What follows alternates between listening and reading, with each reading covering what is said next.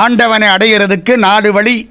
1, கடவுள் எங்கள் அப்பா, நான் அவருடைய பிள்ளை, அது சத்புத்திர மார்க்கம், திருஞான சம்பந்தர்.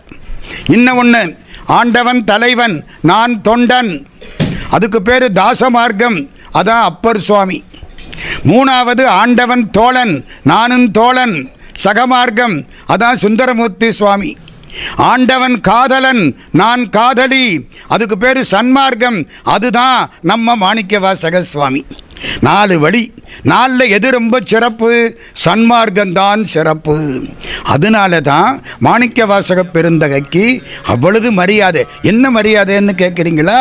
திருவாதிரை அன்னைக்கு நடராஜா வர்ற பொழுது நடராஜாவுக்கு பக்கத்தில் மாணிக்கவாசக சாமி தான் வருவார், சிவகாமியும் மாணிக்கவாசகரும் தான் வருவார்கள். மற்ற 63 பேரும் பின்னால் தான் வரணும்.